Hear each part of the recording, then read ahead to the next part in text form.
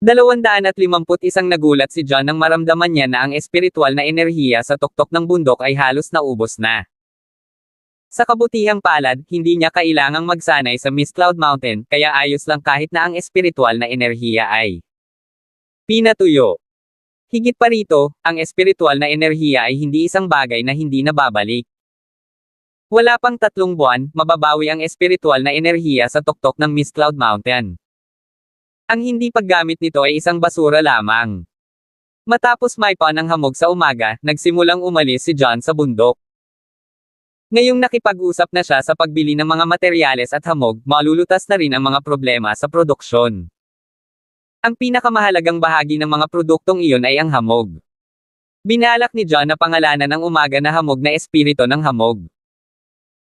Siya ang magiging tanging tao na may kakayahang gumawa ng mga ito, tulad ng kung gaano karaming mga produktong pagkain ang may eksklusibong mga supplier. Sa ganoong paraan, hanggat kinokontrol niya ang espiritu ng hamog, walang ibang mga kumpanya ng kosmetiko ang maaaring subukan at gayahin ang kanilang mga produkto. Titiyakin nito na ang kumpanya ay nagpapanatili ng isang eksklusibong hawak ng mga produkto nito, na lubos na makikinabang sa pag-unlad ng kumpanya sa hinaharap. Malamang na hindi magtatagal para magamit ng kumpanya ang mga eksklusibong kosmetiko na iyon para tumalon sa hanay ng mga high-end na brand o kahit na mga internasyonal na tatak. Sa kumpanya, tinawag ni Stacy si John sa kanyang opisina. Pagdating ni John, binigyan ni Erwin ng work report si Stacy. Pagkatapos ng ulat ni Erwin, nagtanong si John, "Miss Young, ano pong kailangan nyo sa akin dito?" "Naku, tanungin ko lang sana kayo kung kumusta na ang production ng mga cosmetics. Ang huling batch na ipinadala sa Week Group ay nawasak. Sana walang maging problema sa batch na ito," sabi ni Stacy. Unang batch pa lang ng kumpanya sa Week Group ay nagdulot ng mga ganitong problema, at ang Week Group ay naghihintay pa rin ng mga produkto, kaya medyo nababalisa si Stacy. "Magre-report na sana ako tungkol sa usapin.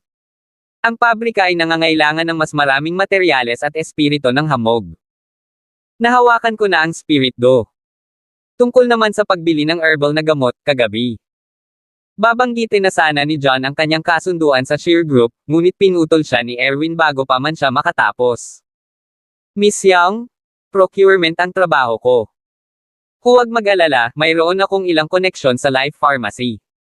Gagawin ko ang aking makakaya upang mabilis na mahawakan ang mga materyales. Hindi ito makakaapekto sa produksyon ng pabrika." Hinampis ni Erwin ang kanyang dibdib. At sinabi, "Iyon." Si John ay may pagtataka sa kanyang mukha, na pagtanto na ang mga hilaw na materyales ay ang trabaho ni Erwin. Para masigurong magpapatuloy ang produksyon, nakalimutan niyang ipaalam kay Erwin. Hindi sinasadyang nalampasan niya. "Sige, Mr. Mercer, ikaw na ang bahala dito," tumango si Stacy. Trabaho naman iyon ni Erwin, kaya natural na pananagutan ito ni Erwin. "Miss Young, tahan na." Nakaramdam ng sobrang awkward si John. Napag-usapan na niya ang tungkol sa pagbili ng mga halamang gamot kay Cynthia noong nakaraang araw. Hanggat ang kumpanya ay nagbigay ng pera, ang Sheer Group ay maglalabas ng mga kalakal. Pinirmahan na ng magkabilang panig ang kasunduan. Gayunpaman, ibinigay ni Stacy ang gawain kay Erwin. Paano niya sasabihin kay Cynthia? "John, ano ba? May kailangan ka pa ba para sa production?" Curious na tanong ni Stacy. "Iyon, hindi talaga tungkol sa produksyon, kundi sa mga herbal na gamot," sumakit ang ulo ni John. Hindi niya alam saan magsisimula. Kung tutuusin, nagkaroon na siya ng conflict kay Erwin 2 araw na ang nakakaraan matapos makialam sa production, at kinuha pa ang responsibilidad ni Erwin sa huli. 252 Kapag nalaman ni Erwin na sumobra siya at nakialam din sa pagkuha, magagalit si Erwin. "Ano ba talaga ang gusto mong sabihin? Bakit ka ba nag-aalangan?" Kakaibang tumingin si Stacy kay John, hindi niya maintindihan ang sinubukang gawin ni John. "Gusto kong sabihin na ang Sheer Group ang pinakamalaking provider ng mga herbal na gamot sa Palanan City. Dapat tayong maghanap ng trabaho sa kanila. Hindi na kailangang makipagtulungan sa Life Pharmacy," inipon ni John ang lakas ng loob na sabihin. Pataas. Hindi man niya ganoon kagusto si Erwin, masama pa rin ang loob niya na patuloy siyang sumobra at inaalis ang mga responsibilidad ni Erwin. Kung pumayag si Erwin na magtrabaho sa Shear Group, ibigay na lang niya kay Erwin ang kontratang pinirmahan niya kagabi. Pagkatapos, ang mga kontribusyon ay kay Erwin.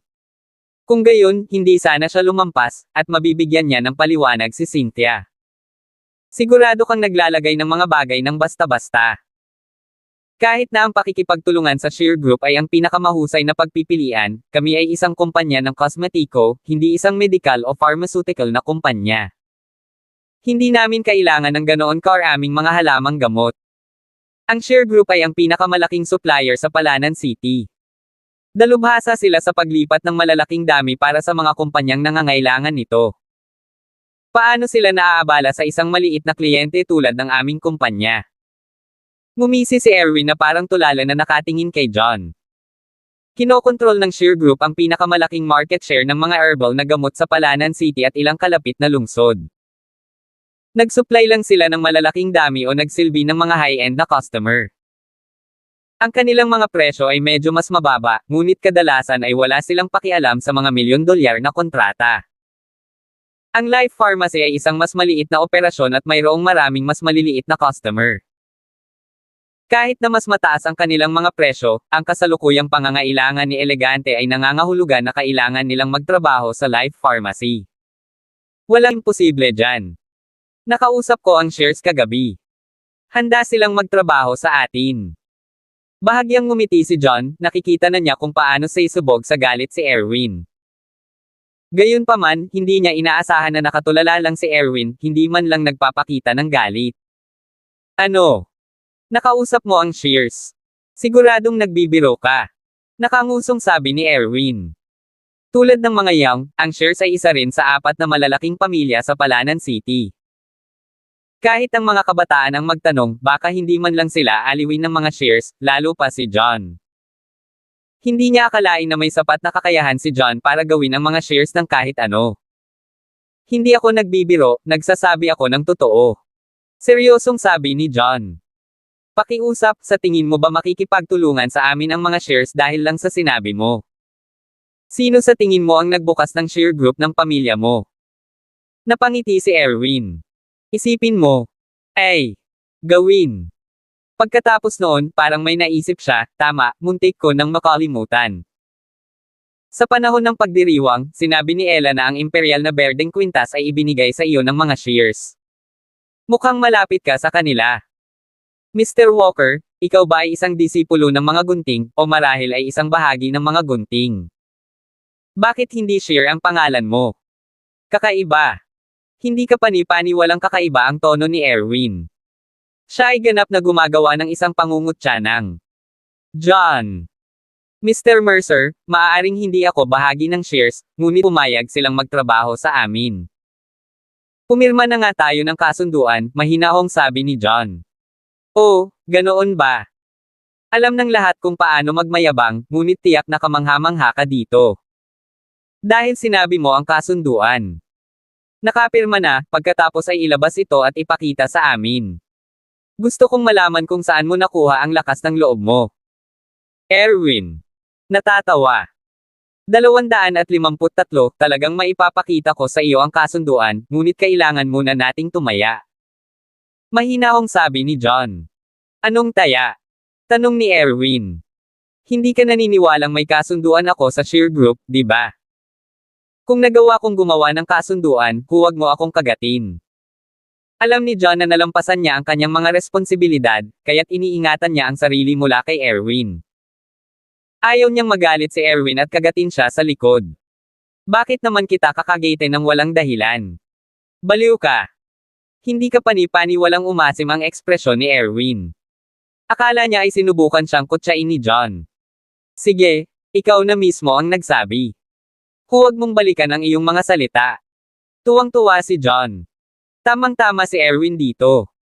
Kinawian ito ni Erwin, ayaw niyang mag-aksaya ng oras kay John. Sabi niya, paano kung hindi mo magawa ang kasunduan? Kung gayon, magagawa mo ang lahat ng gusto mo. Mariing sabi ni John. Sige, deal. Tuwang-tuwa si Erwin, mukhang nanalo na siya. Ang kanyang ngiti ay hindi kapani-paniwala. Malawak. John, nakuha mo ba ang kontrata o hindi? Itigil ang pag-urong ng oras. Inis na pinandilata ni Stacy si John. Alam niya na ang Elegante ay hindi isang pharmaceutical company, kaya hindi nila gaanong kailangan sa mga herbal na gamot. Sa yaman at kapangyarihan ng mga shares, hindi sila mag-abala sa pakikipagtulungan sa Elegante Group. Alam na alam niya ang background ni John. Siya ay hindi isang kapansin-pansin, at walang paraan na siya ay nauugnay sa mga shares. Hindi niya akalain na magagawa ni John na ilipat ang shares maliban kung ito ay isang himala. Ako, ang kontrata ay narito na. Kinuha ni John ang kontrata sa kanyang bag at iniabot kay Stacy. Tiningnan ni Stacy ang dokumento, at ang kanyang mukha ay puno ng hindi makapaniwala. Why nakuha mo talaga ang pakikipagtulungan ng share group? Ano? Nagulat si Erwin nang marinig iyon. Dali-dali niyang tinignan ang mga dokumento at natigilan siya. Sa lugar. Paano ba ito posible? Napatulala si Erwin. Hindi niya akalain na makukuha talaga ni John ang kasunduan. Pakiramdam niya ay nagsimulang manginig ang kanyang mga paniniwala. Tama kaya si Ella sa pagdiriwang na piging? May kaugnayan ba talaga si John sa shares? Si John ay isa lamang walang pangalan na ulila, paano siya magkakamag-anak sa mga shares? Iyon ay hindi ka panipaniwala. Hindi ka panipaniwalang madilim ang mukha ni Erwin, at bigla niyang nakalimutan na lumampas pala si John. John, paano nangyari ito? Bakit pumayag ang mga shares na magtrabaho sa amin ng walang dahilan? Nabalik si Stacy sa realidad. Puno ng hindi makapaniwala ang mukha niya. Parang ganito iyan. Nagpunta ako sa Antigua Flea Market kanina, at nagkataong nakapulot ako ng Imperial Green. Gustong-gusto ni Eldershier ang Imperial Green na iyon, at hindi ko napigilan ang kanyang kahilingan, kaya ipinagbili ko ito sa kanya. Upang magpasalamat sa akin. Pumayag siyang bigyan ako ng isang kwintas pagkatapos niyang inukit ang bato, paliwanag ni John, maikling sinabi kay Stacy ang tungkol sa kwento. Tungkol naman sa pagpapagaling sa asawa ni Benedict ay walang kinalaman kaya hindi niya ito binanggit. Nakuha mo ang isang Imperial Green. Hindi ka lang ba napakaswerte? Nagulat si Stacy. Kahit na may kumpiyansa na sinabi ni Ella na ang Blue Star of the Sea ay mula sa shares, si Stacy ay palaging nag-aalinlangan dahil ang Imperial Greens ay napakahalaga at bihira. Pakiramdam niya ay may mga ginagawa si John. Pagkatapos ng lahat, si John ay ganap na walang kaugnayan sa mga shares, kaya bakit sila magbibigay sa kanya ng isang bagay na napakahalaga ng walang dahilan? Bumalik sa kategorya. 254 na matapos pakinggan ang nangyari, sigurado na si Stacy na tunay ang Blue Star of the Sea.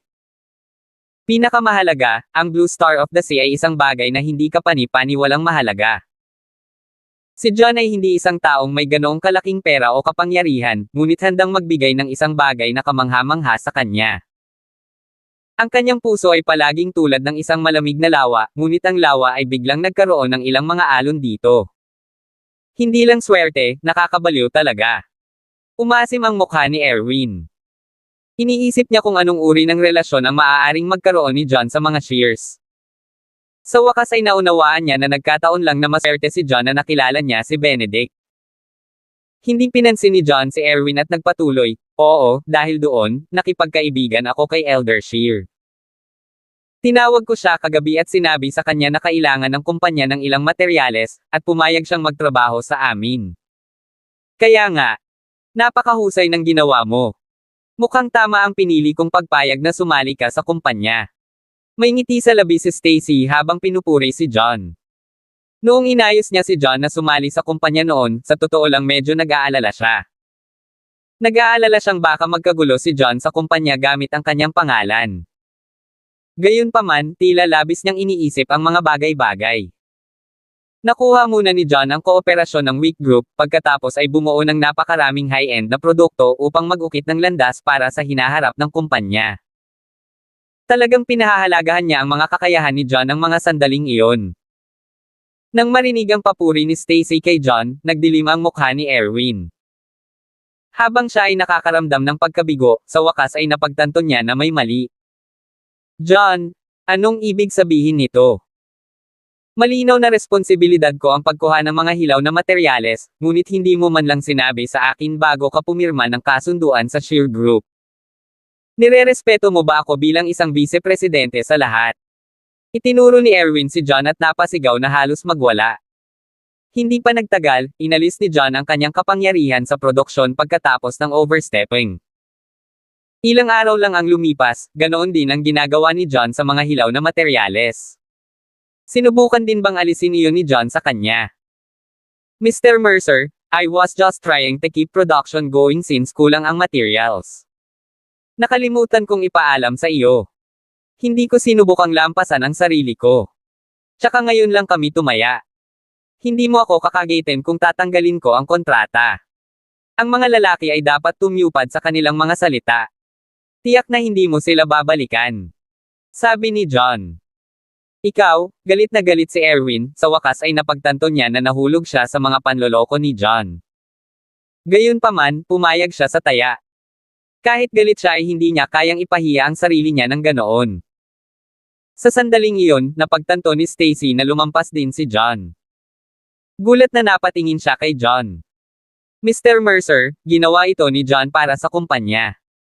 Kahit nakasalanan niya kung lumampas siya sa kanyang mga hangganan, maaari itong patawarin. Inalo ni Stacy si Erwin. Pagkatapos noon, naramdaman niyang sobrang pinoprotektahan niya si John, at idinagdag, John, huwag mo nang gawin ito muli. Oo, hindi ko na uulitin, mabilis na pagtiyak ni John na nakangiti. Pulang-pula ang mukha ni Erwin.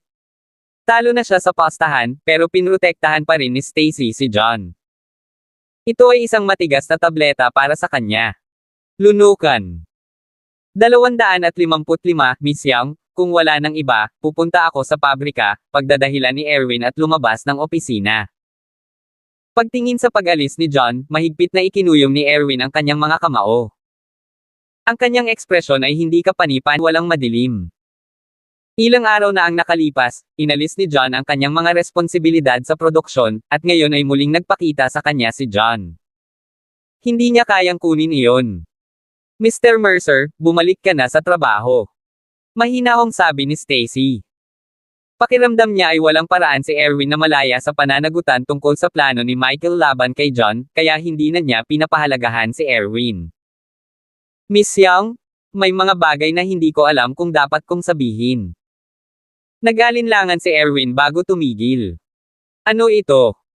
Sabihin mo lang sa akin, nakataas ang kilay ni Stacy, nag-iisip kung ano ang kinukuha ni Erwin. Miss Young, alam kong gusto mong sanayin si Mr. Walker. It's just that he's way too ambitious. Hindi naman siguro magandang bagay na palakihin mo siya ng ganyan. Erwin. Sabi. Ambisyoso.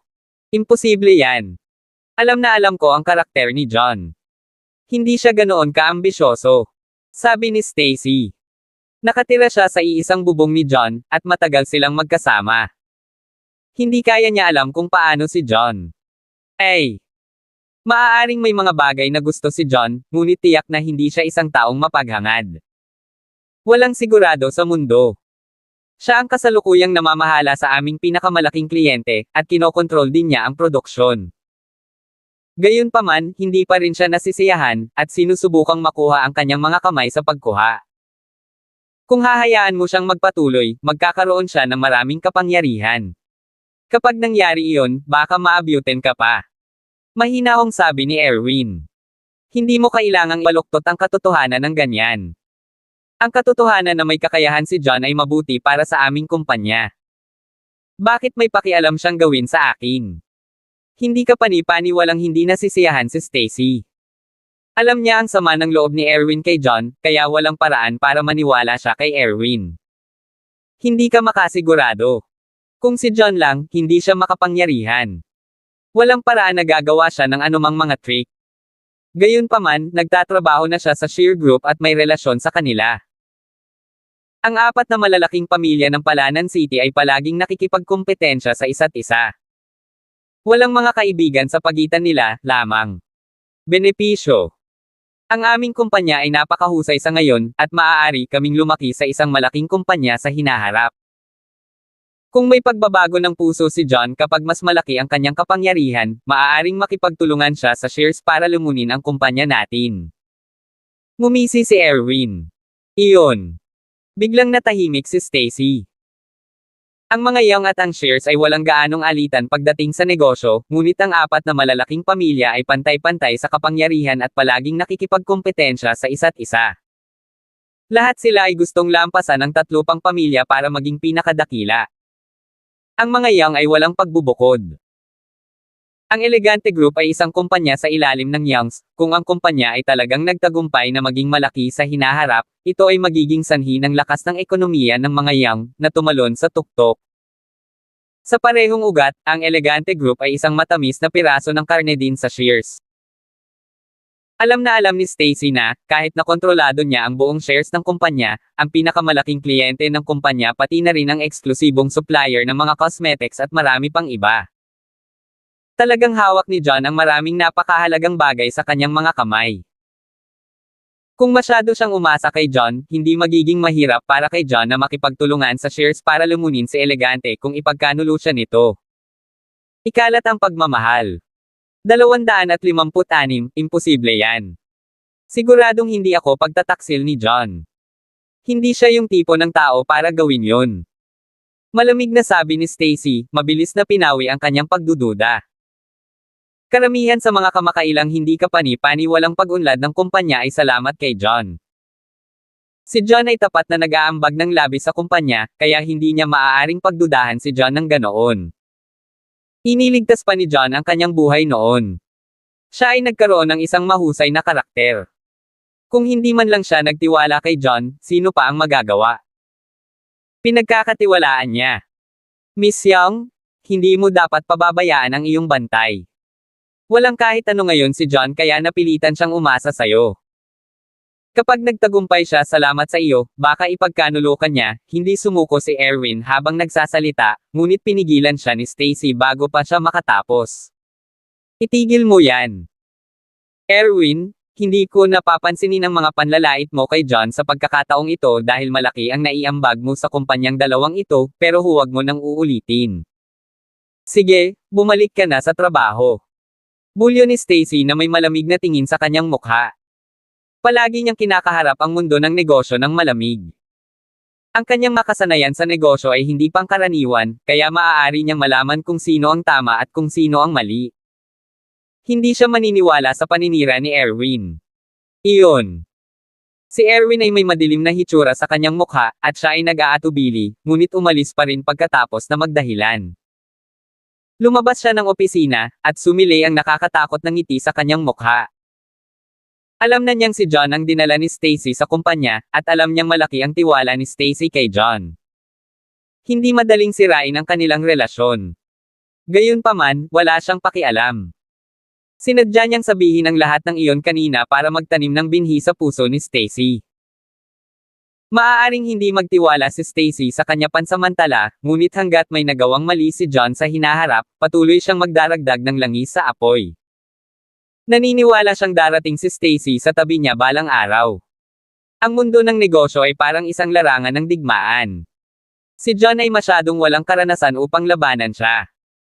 Nang sumunod na mga araw, sinubukan ni John ang kanyang sarili sa paggawa ng mga pampaganda. Dahil ang problema sa Spirit Do ay nalutas, at ang Shear Group ay nagtustos ng kanilang mga materyales sa oras, ang produksyon sa pabrika ay naging napakahusay. Sa loob lamang ng ilang araw, ang unang batch ng mga produkto ay tapos na at ipinadala sa Wick Group. Inilagay ng Wick Group ang mga produktong iyon sa merkado, at naging napakahusay nito. Ang balita ay nagsimulang kumalat, at ang kanilang mga produkto ay hindi lamang tumaas ng malaki sa katanyagan, ngunit humantong din sa maraming pagbili ng masa. Sa kalaunan, ang supply ay hindi makasabay sa demand. Kasabay nito, ang Elegante Group ay pumasok sa high-end na cosmetics market at nakakuha ng maraming bahagi sa merkado. Habang tumataas ang kanilang kita, tumaas din ang kanilang mga order. Ang kumpanya ay mabilis na umuunlad. Noong isang Sabado, tinawagan ni John si Janice, at inanyayahan siyang kumain. Mula nang magkita sila sa hotel, marami nang gustong pag-usapan si Janice tungkol kay John. Agad niyang tinanggap ang imbitasyon ni John. Sa isang high-end na restaurant sa lungsod, dumating si Janice hindi nagtagal pagkatapos dumating si John. Pagtingin kay Janice, medyo namangha si John. Mukhang sinadya niyang magbihis ng maayos si Janice. Naka-light makeup siya, at napakaliwanag. Mas maganda pa siya kaysa sa huling pagkakataon. Naka-fitting shirt siya at mixing palda. Sa paligid ng kanyang magagandang binti ay isang pares ng medyas na kulay laman. Ang kanyang magandang figure ay hindi kapani-pani walang kitang-kita. 257 higit pa rito, napakaganda niya sa kanyang sarili, kaya mabilis siyang naakit ng ilang tingin sa kanya. Habang nakatingin ang lahat sa kanila, sina John at Janice ay pinapasok ng waiter sa isang kwarto. Umupo sila sa harap ng isa't isa. Pagka-order ng kanilang pagkain ay mabilis na natahimik ang dalawa. Matagal silang hindi nagkita, kaya medyo naging stranger sila sa isa't isa. Pagkaraan ng mahabang panahon. John, kamusta ka nitong mga nakaraang taon? Janice, kamusta ka na? Sabay na sinubukang basagin ni na John at Janice ang katahimikan, at pareho silang nagtanong ng hindi nila alam. Matapos itanong iyon, pareho silang natigilan, hindi inaasahan ang ganoong pagkakataon. Hindi napigilan ni Janice na tumawa, kitang-kita ang matamis niyang ngiti. Bakit mo ako sinusundan? Inilibot ni Janice ang mga mata kay John.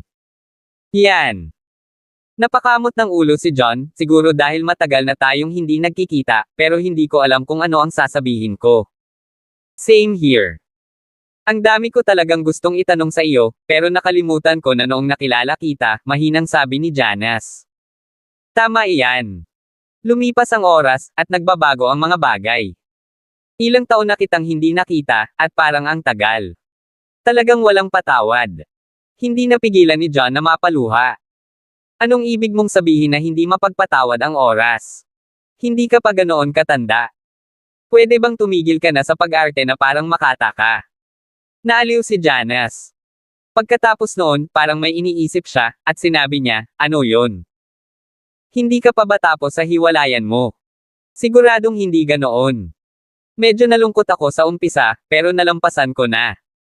I actually feel like it's a good thing, kibot balikat na sabi ni John. Magandang bagay. Napansin ito ni Janice na kakaiba. Sa pagtitipon, nalaman niya na si John ay nakipagdiborsyo hindi pa nagtagal. Naisip niyang malulungkot si John, at naisip pa niya kung paano niya maaaliw si John. Gayunpaman, tila nalampasan ito ni John nang walang kahit isang salita mula sa kanya. Hindi mo alam, pero nabuhay akong parang basura kasama ang mga Manson. Nawalan pa nga ako ng dignidad bilang lalaki. Natatawang sabi John sa sarili, panandali ang sinabi kay Janice ang nangyari. Napakasuklam ng iyong dating asawa. Loyal ka sa kanya, pero nanligaw siya ng ibang lalaki. Sinipa pa niya. Wala ka sa pamilya. How vicious. Tila galit na galit si Janice alang-alang kay John. Ngumiti si John, walang sinasabi. Kung hindi siya pinalaya sa Mansons, hindi niya nagkataon na nailigtas si Stacy, at hindi niya malalaman ang tungkol sa kanyang mana. Ito ay malamang na nakatadhana. Walang dapat ireklamo. Biglang may naalala si Janice, tama, John. Ano ang nangyari kay Cynthia Shear sa hotel? Siya ba ang bago mong girlfriend? Siyempre hindi. Siya ay isang Shear, isang marangal na babae. There's no way she's my girlfriend, umiling si John at sabi. Kung gayon bakit mo siya nililigawan sa hotel na iyon? Na-curious si Janice. Na-misunderstood mo. I was meeting her for a business deal, it wasn't a date, simpleng paliwanag ni John. Kaya ayon. Naisip ko na napakaganda mo kaya nakuha mo ang isang taong tulad nito. Nagulat ako. 258 na pagtanto ni Cynthia na na-overthought niya ang mga bagay-bagay. Kung tutuusin, ulila lang si John. Wala siyang gaanong background. Higit pa rito, si Cynthia ang hiyas ng mga gunting. Hindi lang siya napakaganda, ngunit mayaman at makapangyarihan din. Napakaraming lalaki ang sumunod sa kanya, kaya paano niya makikita ang ordinaryong John? Janice, ano ang trabaho mo ngayon? Tanong ni John na gustong malaman pa ang tungkol kay Janice. Naku, pumasok ako sa isang malaking kumpanya pagka-graduate ko. Napakaswerte ko, at isa na akong department manager. Kumikita ako ng ilang libo sa isang buwan. Medyo natuwa si Janice sa sarili. Pagkatapos noon, naalala niya ang sitwasyon ni John, at sinabi niya, John, naalala ko na binanggit mo na isa kang presidential secretary sa isang cosmetic company. Hindi naman masyadong masama ang posisyon na iyon, pero ang isang sekretarya pa rin ang kadalasang humahawak ng mga errands sa huli. Ito ay halos trabaho ng isang babae, at walang gaanong kapangyarihan para sa iyo, at hindi ka magkakaroon ng maraming hinaharap. Hindi ito magandang pangmatagalang plano. Saying that, tumigil sandali si Janice bago idinagdag, medyo maganda ang relasyon ko sa head ng department ko. Kung payag ka, bakit hindi kita irekomende sa kanya? Maaari niyang ayusin para sa iyo na maging isang supervisor. Kung magaling ka, magkakaroon ka ng pagkakataong maging manager.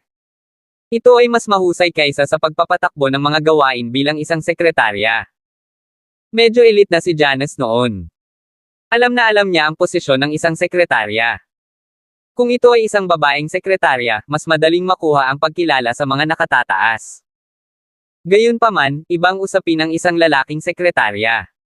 Maliban sa pagpapatakbo ng ilang mga gawain, ang hinaharap ay napakalungkot. Bata pa si John. Kung sasayangin niya ang kanyang kabataan sa isang trabahong walang kinabukasan, mas mahihirapan ito sa hinaharap. Hindi na kailangan, salamat sa iyong mabubuting pag-iisip. Medyo maganda naman ang trabaho ko, wala pa akong planong makakuha ng bagong trabaho sa ngayon, nakangiting umiling si John. Iyon. Sige, lahat ay may kanya-kanyang plano. If you're looking for a new job in the future, you can look for me, napatigil si Janice doon. Sa kanyang pagkakaalam, karamihan sa mga presidente ng mga kumpanya ay mga lalaki. Hindi niya maintindihan kung bakit payag si John na maging sekretarya ng isang lalaki. Ito ay masyadong kakaiba.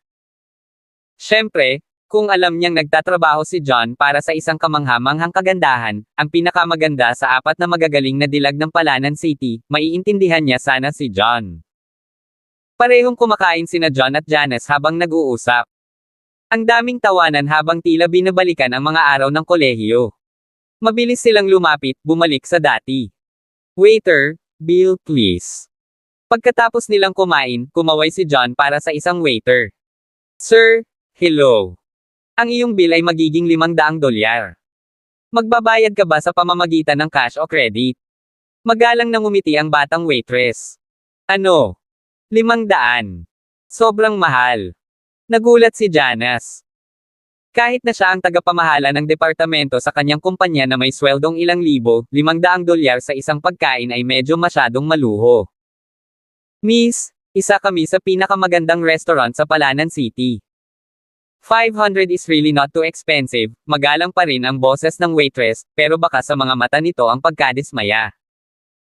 Noong una, nakita niya na si Janice ay mahinhin at hindi kapani-paniwalang maganda, kaya naisip niya na sina Janice at John ay mula sa isang mayamang pamilya. Gayunpaman, tila mga karaniwang tao lamang sila. Talagang hindi nila alam ang kanilang palasyo, pumupunta sa ganoon kamahal na lugar kapag wala sila pera. 250, magbabayad ako gamit ang card. Walang pakialam si John at ibinigay sa waitress ang kanyang card. May higit pa sa 10 milyon sa account na iyon, kaya ang 500 ay wala sa kanya. Pagtingin sa card sa kamay ni John, nagulat ang waitress. Ang sino mang makakain sa isang high-end na restaurant na tulad nito ay karaniwang isang mayaman. Medyo iilan sa mga mayayaman. Ang mga tagapagmana ay gagamit ng mga card mula sa River City Bank.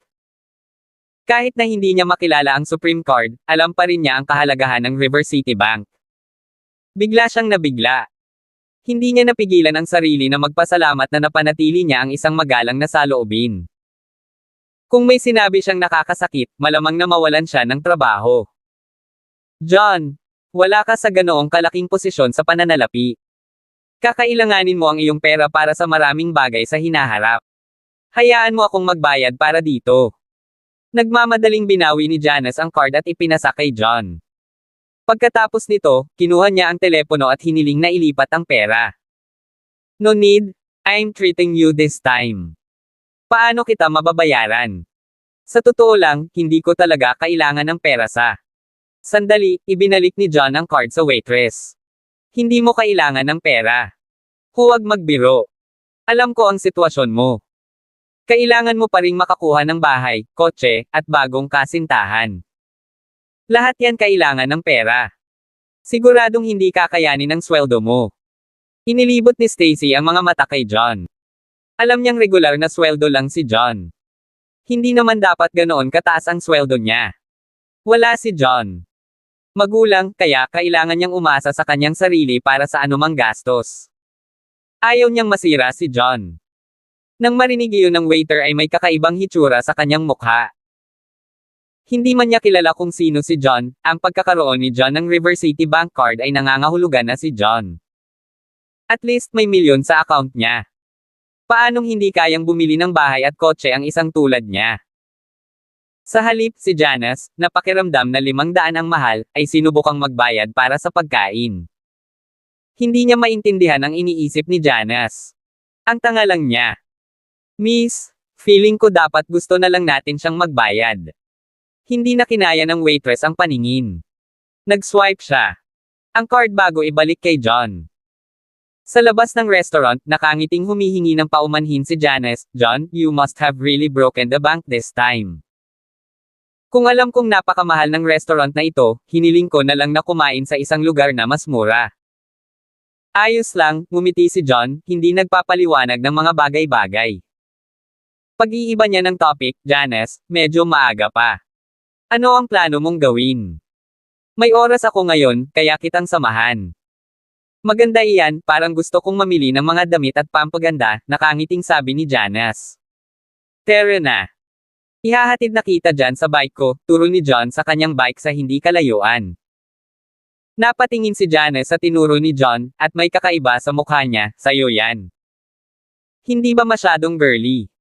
Bakit hindi ka bumili ng mas manlayer? Nako, hindi ko binili ito. May nagbigay sa akin. Kahit medyo kakaiba ang kulay, medyo maganda sa ibang paraan, paliwanag ni John. Bawat. Oh, Janice had a look of realization, lamenting inside that John really was in a bad state financially. Kung hindi, ang isang lalaking tulad ni John ay hindi papayag na sumakay ng bisikleta ng ganoon. 206 na po, Janice, medyo masama ang traffic sa syudad. Hindi madaling maghanap ng anumang paradahan, kaya mas maginhawa ang bisikleta. Maaari mong iwanan ang iyong sasakyan dito sa ngayon. Kapag tapos na tayong mamili, bumalik ka na para kunin, alam ni John na si Janice ang nagmaneho. Ito ay mas maginhawa kaysa sa kanyang bike. Oh, sige, tumango si Janice. Pagkatapos noon, dinala siya ni John. Ang Fuller Mall ay isang shopping mall na malapit sa restaurant. Pagkatapos may parada ni John ang kanyang bisikleta, pumasok siya sa mall kasama si Janice. Pareho silang namili sa paligid. Nang makakita ng malaking tatak ng damit, hinailan ni Janice si John sa loob. Ang tindahan ay hindi isang malaking internasyonal na tatak, ngunit ito ay kilala pa rin sa loob ng bansa. Isa itong mid to high-end na brand. Ito ay isang napakalaking lugar na nahahati sa parehong lugar ng pagsusuotan ng mga lalaki at lugar ng pagsusuot ng kababaihan. Kinaladkad ni Janice si John papunta sa menswear area. Janice, ayaw mo bang bumili ng damit? Dapat pumunta ka sa women's wear area. Bumili ng damit. Bumili ng damit. Dapat, bumili ng damit. Dapat pumunta ka sa women's wear area, bakit mo ako dinala dito? Curious si John. Gusto kong makita kung may bagay ba sa iyo dito, nakangiting sabi ni Janice. Napakalaki ng ginastos ni John sa restaurant kanina. Binalak niyang ilipat ang pera kay John, ngunit nag-aalala siyang baka masaktan niya ang pride ni John. Kaya naman, pinag-isipan niya ito at nagpa siya na bumili ng magagandang damit kay John. Ito ay magiging kabayaran kay John nang hindi sinasaktan ang pagmamataas ni John. Sige, wala pa naman akong damit. Dapat talaga may bibilhin pa ako, tumango si John. Sa sandaling iyon, isang batang babaeng empleyado ang lumapit na nakangiti, Sir, Miss, hello. Anong klaseng damit ang hinahanap mo? Kahit anong uri, bakit hindi ka magrekomenda ng ilan para sa akin, sabi ni John. Sige, sumama ka sa akin, inakay ng dalaga si John. Pagkatapos ng ilang rekomendasyon mula sa kanya, at sa tulong ni Janice, mabilis na pumili si John ng ilang damit. John, bakit hindi mo subukan ang mga ito, nakangiting sabi ni Janice. Tumango si John, dinala ang mga damit sa sala. Ginawa talagang tao ang mga damit. Si John ay matangkad at medyo gwapo. Sa mga damit na iyon, mas lalo siyang gumanda. Nagniningning ang mga mata ni Janice, hindi napigilan ang sarili na baguhin ang mga opinyon niya kay John. Noon, hindi pinakamaganda ang kalagayan ng pamilya ni John. Palagi siyang nagbibihis ng karaniwan, at hindi kailanman tumayo. Palabas. Gayunpaman, nang maisuot ni John ang mga damit na iyon, napansin niyang medyo maganda si John. Nagmukha siyang manlayer habang tinitignan siya. Maging ang babaeng katabi nila ay nagnakaw ng ilang sulyap. John, lahat sila ay bagay sa iyo. Gayunpaman, kung ihahambing, ang asul na suit na iyon ay mukhang pinakamahusay. Siya dapat ang bumili niyan, ngiti ni Janice. Ang mga damit na iyon ay medyo mahal. Ang pinakamurang ay hindi bababa sa $500. Ang asul ay mahigit $700. Medyo mahal, pero gustong ibalik ni Jancy kay John, kaya nagplano siyang bilhin ito bilang regalo. Masyadong maliit ang isa. I want all of this, tinuro ni John ang ilang kasuotan at casual na sabi. Ano? Nagulat si Janice. Mabilis na napawi ang kanyang ngiti sa kanyang mukha. Ang mga damit na iyon ay magkakahalaga ng 3 hanggang 4,000. Hindi man gaanong masama ang kanyang sweldo, at medyo may ipon siya, hindi niya talaga matiis na gumastos ng ganoon kalaki sa ilang damit. Forget what they doing, keep on